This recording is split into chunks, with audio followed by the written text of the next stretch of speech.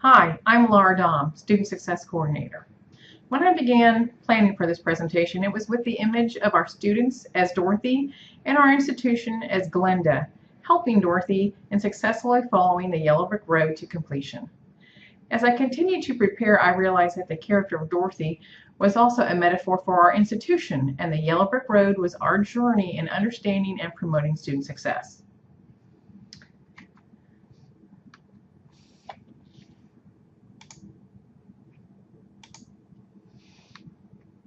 The winds of change began before 2008. Some of the items flying by our window at the time were falling retention rates and low graduation rates. Then we landed with a bump in Oz and opened the door to a new journey to increase student success. In Frank Baum's book, Dorothy is gifted with a pair of silver shoes.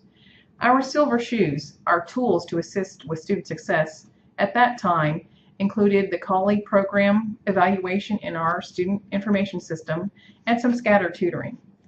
Just as the color film technology revolutionized cinema, we hope that new technology solutions will help us to better monitor student progress and help increasing number of students to earn a post-secondary credential. So we've ditched the silver shoes and embraced the ruby slippers. Our first ruby slipper was early emails to student prospects. Beginning spring 2012, prospective students were able to receive email messages directly from the financial aid office, registrars, and the dean of students. Previously, student email accounts were not activated until the first day of class. Important announcements about deadlines and orientation dates were sent by automated phone messages. The process was very restrictive. Each department had to submit a help desk ticket to request the IT department send out their message. The voice message was restricted by length of recording and the time of day the messages could be released. The computer voice sounded very mechanical, and there was no ability for the students to opt out of receiving those messages. With the move to email, each department was given control of their own communication management. Our IT department no longer functioned as the middleman. More detailed messages could be sent and targeted to specific populations, and early connections established between students and those offices which provide student support services. On the other foot is new technology that we implemented in fall 2013. Having connected with the students and gotten them to campus or online, our next step is to monitor their progress towards the Emerald City. Formerly, EMCC relied on colleagues' degree audit program to help students understand their progress towards their certificate or degree completion. However, we realized that many students were planning only for the next semester and planning at the last minute. In their short-sightedness, many students were switching between programs and skipping core classes to take too many electives. The delay in graduation was reducing the amount of federal financial aid available to them to finish with us and perhaps transfer to complete a bachelor's degree. To enhance curriculum advising, we chose Ellucian Student Planning because of its capability to build a 2-year plan and to inspire the student to engage in self-planning. I'll turn you over now to Erin Brooks, our Administrative Computing Director, for a look at this product.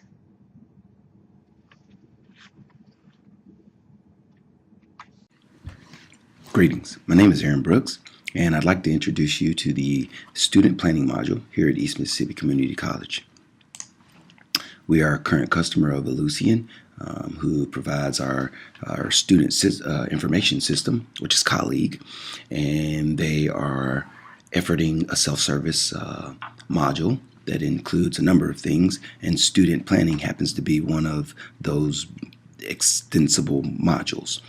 So when a student logs on to the student portal, here's the page that they're fronted with, and there are plenty of links and options that they're able to take advantage of. And one of those options happens to be student planning. Student planning is basically its own website, and we're allowed to manage the CSS coding, so we could actually change the colors, change some of the wording. We could add a few comments if we needed to, throw your logo up there. So there's some customizing the opportunities that are available to us. Here on the home page for a student, they're able to see the current program that they're in, as well as their current GPA and the progress that they've made towards the requirements of fulfilling the program. Below is a weekly grid for their current term. Of course, I'm not in any classes at this particular time, so I have no classes showing here, but I'll show you what that looks like. Box 1 basically shows a student their present state, where they are right now, the progress they've made, and what's left to make. Box 2 basically gives them opportunity to plan their future. So they can take the present and then plan out into the future. So let's start with view my progress. And under the view my progress, once again, they're able to see the liberal arts. Here they're able to see their cumulative GPA. This GPA would include all transfer work. The institution GPA would only include credits obtained here at East Mississippi Community College. It'll also show the current catalog that they fall under, and those are the rules that will apply in the background. And once again, they can see the progress, total credits, institution credits. So the transfer work would appear in the second bar, and then you can see the number of credits that have been planned. So right now I have 13 credits that I've planned to take out in the future. Below, moving too fast here, below are the requirements for this liberal arts program. Okay, so in order to receive an Associate of Arts, I have to fulfill each of the requirements that are listed below. And you'll notice that as I complete the requirements, it checks them off the list. So in our rules, we explicitly require English Comp 1 and English Comp 2. Whereas in our math requirement, you'll notice they can take Math 1313 or higher. So you can have college algebra, or you can do trigonometry or some form of calculus or whatnot, and that'll fulfill this particular math requirement. And of course, there are details to give you some of the options. For instance, it has to be a level 100 or 200, meaning that developmental math is not going to count towards obtaining your degree, and which you see excluded here in the list. So as you plan for classes out in the future, you'll notice the yellow check mark, but it's not green yet because it hasn't been fulfilled. And it also shows you the term that I'm planning to fulfill this requirement. Okay, so we'll just move on right along, and you'll notice other courses that I've planned out, other requirements that have to be fulfilled, and of course you can see the ones that are explicit and then the ones that are implicit. For instance, the lab science requirement is rather vague, and I think that's an issue that we're going to have to clean up. But just take 2 lab sciences with these subjects, and of course it gives you a little detail that you just choose from the Department of Science and go with that. So let's see what it looks like in planning out a course. So for humanities, I need to take 6 hours of either history or English or English Lit or humanities or foreign language, whatnot. So let's do a search, and I'm into some history.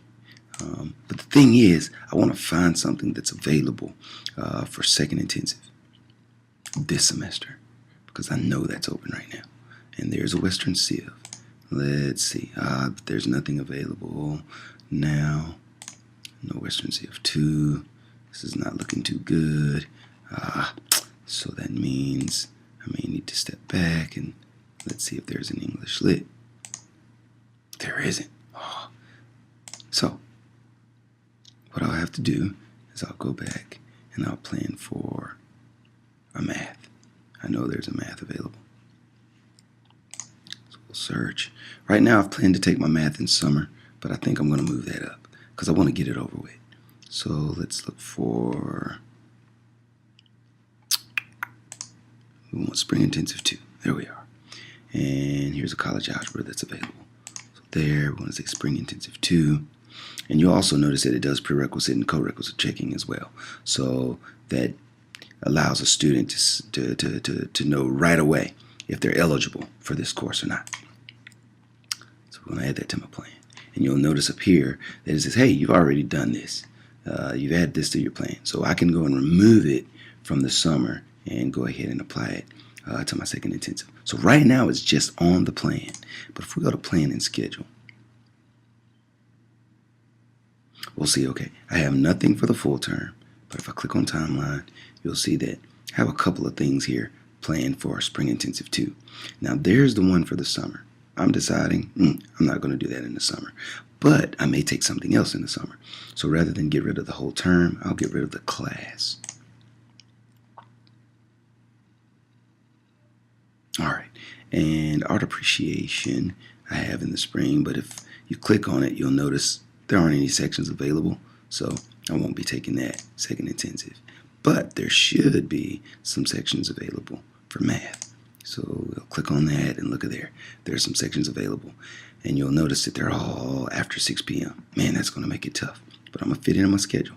So this section is full, no seats available, and you'll notice that there with the exclamation point. So I have these options to choose from. And over here, it gives a little blurb of how many seats available, who the instructor is, the time. And I'll notice here, this one's at Naval Air Station Meridian. I'm not driving that far. So really my only option is here. All right, so here I am. I'm ready to add this booger to my schedule. And this is the actual section. We added the course to the plan. Now this is actually adding the section to my schedule. So I'm fine with that. I'm going to add it to the schedule. And what you'll notice is over here in the right corner that the Register Now button, because the registration period for second intensive is open, I can now register for that particular class. But I won't click the registration button because it causes bills and all kinds of stuff in the background. So we'll leave that there. But once again, on the timeline, now that I have Spring Intensive 2 taken care of, I could come over here and work with my summer, add some courses. You'll see for fall I've got some courses, and I could just add terms as I please, all the way out and finish my whole career out with a plan. Once again, this is all in pencil because I haven't actually registered. So if I decide that, you know what, Spring Intensive 2 is going to be it, and I'm calling it quits, then I could just remove all of those courses, and that erases what I've planned out. The course catalog basically shows every subject area that we provide in the print catalog and all of the courses that fall under that area.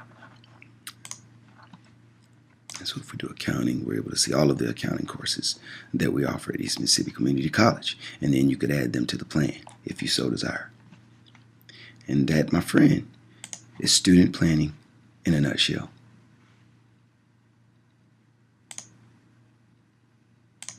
Greetings, my name is Aaron, and I'd like to walk you through a quick demo of our student planning module for advisors.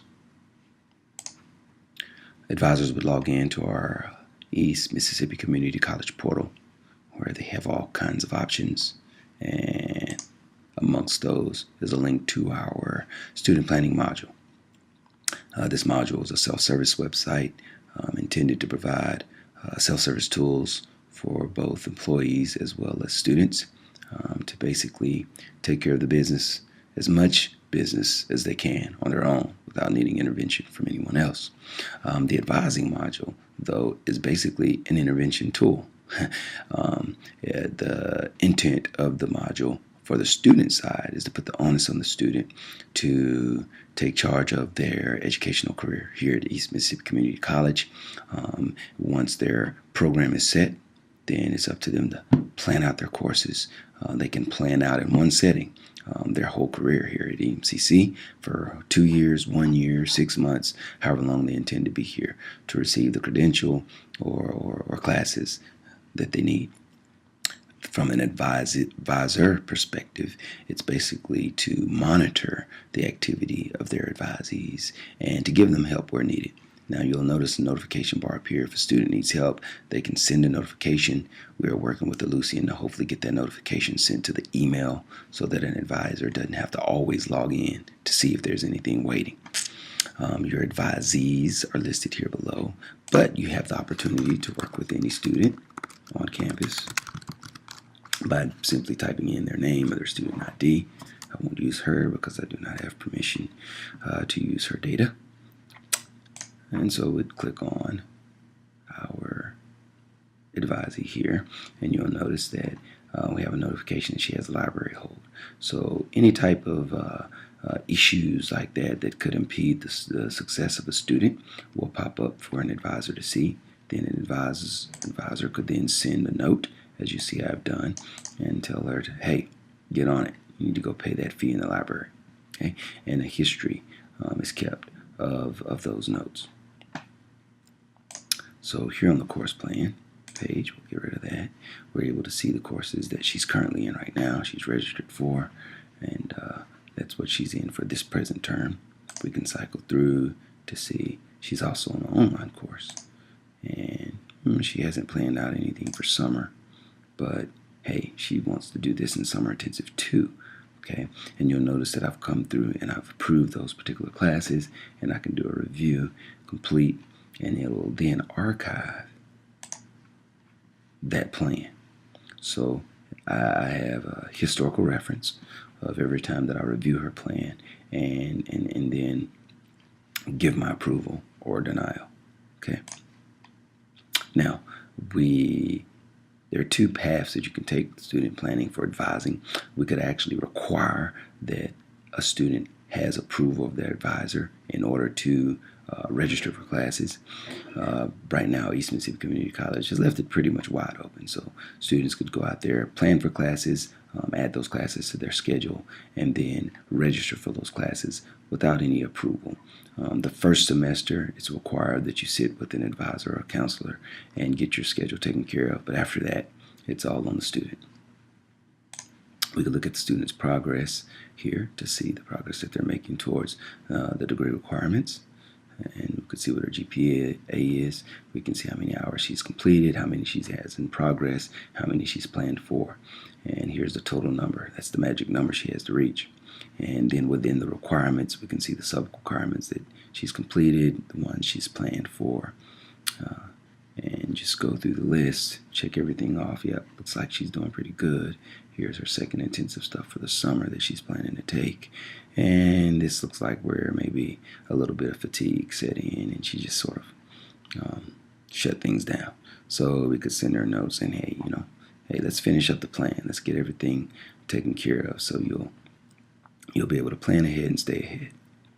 And this shows in a lump sum everything that she's completed, started, and planned out. You'll also notice that each requirement will have a little description and details of the requirement as well. So this is really meant for the student to control and you pretty much lead their registration process, and then an advisor can step in as needed. So they're not required to handhold as much. Now, if a student did come face to face and said, I was really thinking about changing my program to architecture, an advisor could pull up the architecture program and look at the requirements and then convey to the student the necessary steps that they would need to take in order to get into the program, as well as whether or not the classes they've taken would apply seamlessly to that new program, or if it will extend their time.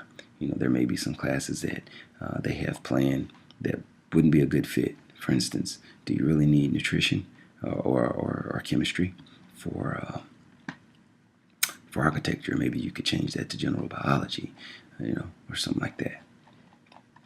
And of course, this is temporary because it's a what-if scenario. So they'd have to go through the proper channels of getting that program changed. And you could essentially go list by list and just pull up all types of programs for the student to do the what-if analysis. And then a student that may desire a particular class in a particular subject. So for instance, if a student was really digging some music right about now, then you could come into art and maybe you could scroll through to see if there was any music appreciation available under the arts, which right now these are only the art classes, so we could do a search there. It's probably under the music subject.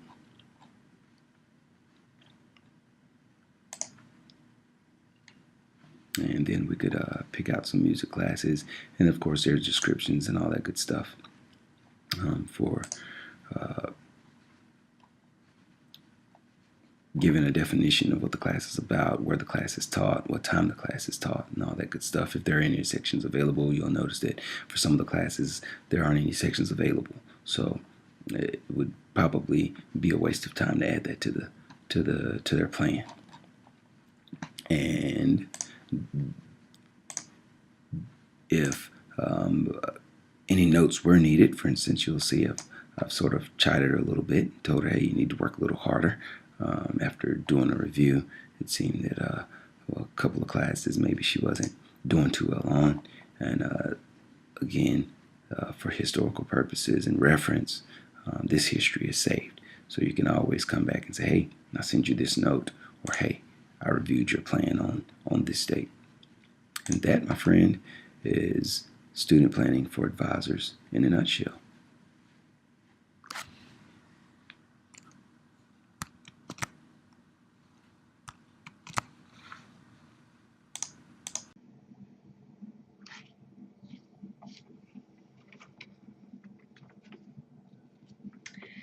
In addition to Ruby Slippers, Dorothy had support along the Yellow Brick Road from the Scarecrow, the Tin Man, and Lion. Likewise, in addition to overall curriculum planning advising, we sought a solution for course advising. Just as Dorothy needed a little help out of the poppy field, we felt that our students needed to know when they had strayed off the path to success. In 2009, EMCC piloted a homegrown early alert procedure with 80 students on a residential campus. The process was overseen by a counselor who relied upon instructor input regarding at-risk students. Instructors submitted information about a student's poor attitude, low test grades, or other problems in Blackboard, and then followed up with an email to that counselor to notify her to check Blackboard for that information. The counselor then emailed the student to come and meet with her to drop a support plan. And that may have included a visit to the assistant dean of instruction and follow-up visits with counselors. After learning that there was no consequence for failing to keep an appointment, however, students began skipping out on those appointments. When this process was scaled to all campuses the following academic year, the problems and frustrations were multiplied, the counselor running the process retired in ill health, and we had to find a new tool. We chose Smartyval's Drop Guard because of its ability to address specific student behaviors and its institution-wide capability to share data and information with different campus offices. Let's take a look at a brief video demonstration of the Drop Guard product.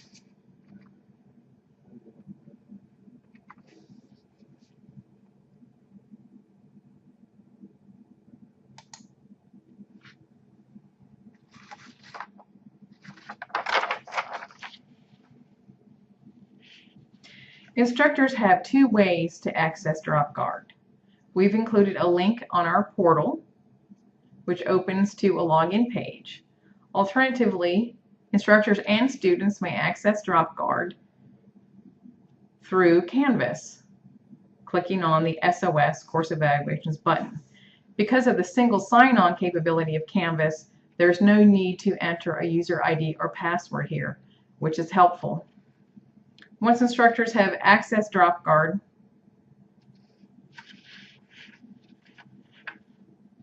they select the term,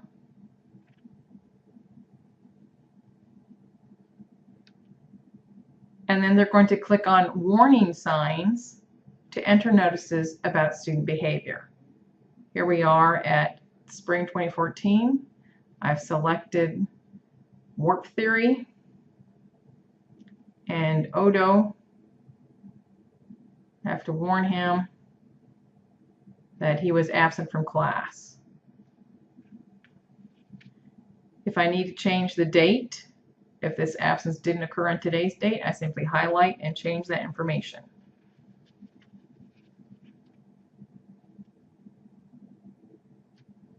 Now, Drop Guard will populate it by either today's date if we had class, or if class was yesterday, it'll automatically put that date in. So if instructors complete the warnings on the same day as the class, they don't need to make any changes.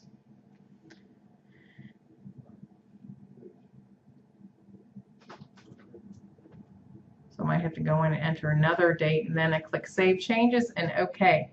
Now, when I do this procedure, several things happen. An A for absent appears on the attendance audit report. An email is sent to all addresses the student has provided to our system, Gmail, Yahoo, in addition to their student account. And a voice message is sent for the absence warning between 11 o'clock and 4 to the student's primary number. Also, 5 points are added to that student's risk calculator in the summary report of all students at risk.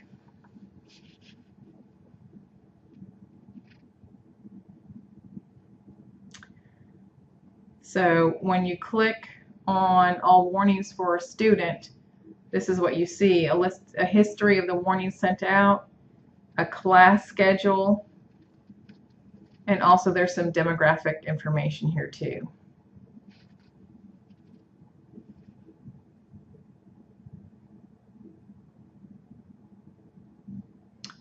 I'm going to return now to the administrator's dashboard.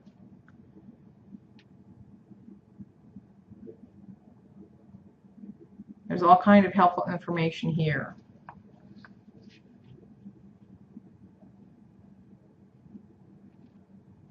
Now, here's an example of a warning that I was able to tailor to our institution. This is the online class absence warning.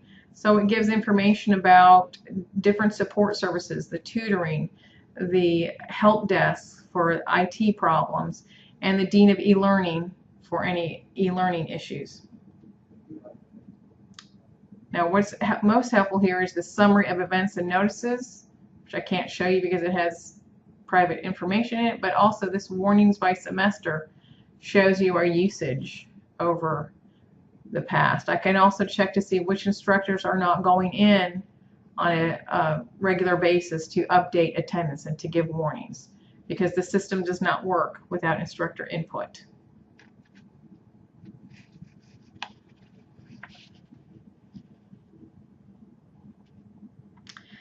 There's also a 3-week survey in which students can self-report if they feel that they are unprepared academically, and that is a way for them to raise a flag to say, I need some help.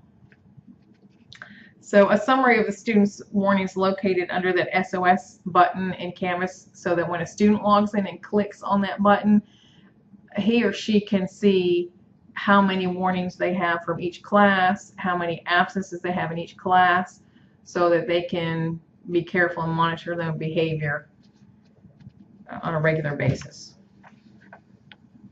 Now, deans, designated personnel from financial aid office, registrar's office, dean of students have access to that summary report. So they are able to check and see which students need their support, or if students have come to them for a problem or question, they can take that opportunity to see what else is going on in that student's life and hopefully provide support to that student.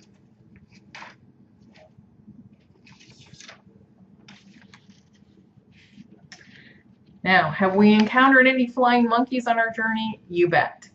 We've faced challenges in managing the software installation, managing change, and supporting the institution to embrace and implement the full power of the tools.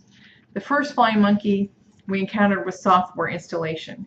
We purchased our guard about 6 weeks before the start of the summer term. Since we've been assured that setup was simple, we planned to pilot the software with our summer courses.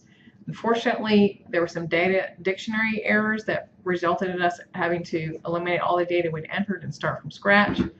By the time we had it going properly, we were already 3 weeks into the semester, so it didn't really work as an early alert, but it was piloted by some instructors, and we were definitely ready to go for the fall. We find that improvements are made continually to the product, and customer support is very helpful in answering our questions. Installation of the Ellucian student planning module went very well. Now, in order to manage the change to student planning, we offered professional development to our faculty and 2 weeks of student training sessions in the fall, in addition to our 2 summer orientations. We will repeat these intense student trainings each semester to provide continual training. We imagined that the technology solution would enable highly motivated students to complete their planning and advising online, and that this would free up advisors to work with students who needed more assistance or to work with those students who only had critical issues. We were motivated by our large online population and saw this technology as a way to accommodate those students by eliminating the necessity of their taking off work or securing a babysitter in order to make a trip to campus. What we're finding is that while students think the new process is exciting and easy to use, they still crave that face-to-face time with their advisor. User buy-in has been a key concern for faculty adoption. Because faculty was not given input, perhaps, to the purchasing discussion, they were not convinced for the need of the change, and they did not participate in training sessions to a large degree and generally resisted the change. For example, when I dropped in on late registration in January, the faculty member supervising that area had only distributed the handout, the self-help guide for the old registration way and not the new way. With DropGuard, professional development of faculty and staff was more successful. There was already buy-in to the concept of the early alert process due to that homegrown process, and DropGuard answered all the issues that we had with the complexity of submitting information through that old system. Now, with just 2 clicks of a mouse, instructors are able to send a message to the student and notify all other offices of the situation. We also have instructors who had always been conscientious about contacting students through email, and they're very happy that the time spent on that issue is greatly reduced through this product. After using DropGuard for 1 year, we purchased the attendance add-on, which was again eliminating work for the IT department, and in addition to saving paper, save time because the instructors were able to, as they put in the absence warnings, they were able to complete the job without having to take time out to gather all that information on paper. So our goal for usage by full-time faculty was 100%, and we made it to 98% in 1 year. We're very happy with that. Another flying monkey is that of supporting the institution to embrace and implement the full power of the tools. We were able to provide a small incentive, gift cards for $5 or $10 to Subway or Sonic to the students to entice them to the training sessions. Nearly 200 students attended those, and 5 months later, over 3,000 students have used student planning and created a plan. Another reward for students who use the planning module is that they're able to register for all of their classes at once by clicking one button. So we had students who actually stayed up till midnight on the opening of registration and clicked that button and got their ideal schedule right away and went back to bed. Now, there are some glitches with the way data was loaded. There are some classes that are not showing up in the program evaluation, so we do need to correct those. But overall, we're pleased with the results. Now, during some of our training sessions, students felt that they had too many choices. They requested more guidance, more restrictions on choosing electives, for example. Also, regarding limitations, remember our institution chose not to require advisor approval for a plan in order for them to register. So we still have to balance that desire to let students have freedom, but also reduce the time and confusion that they feel. So we have to balance that restriction and freedom. DropGuard has been widely used by everyone across campus. Financial aid especially is very pleased with the product. All those offices have access to the summary of events and notices that helps them in decision making. I would like to see our online instructors use the system more.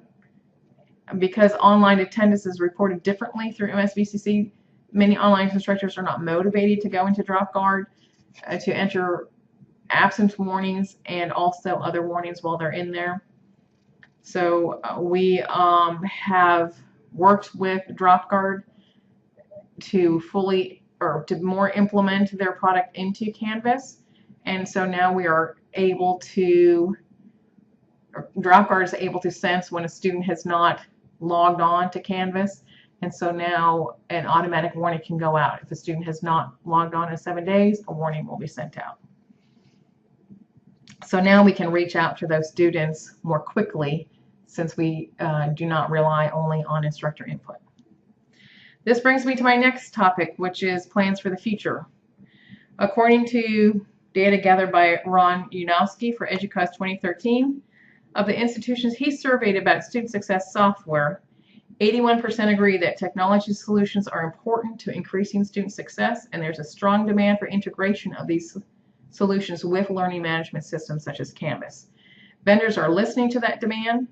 This semester, EMCC engaged in an experiment to further integrate DropGuard and Canvas, as I said.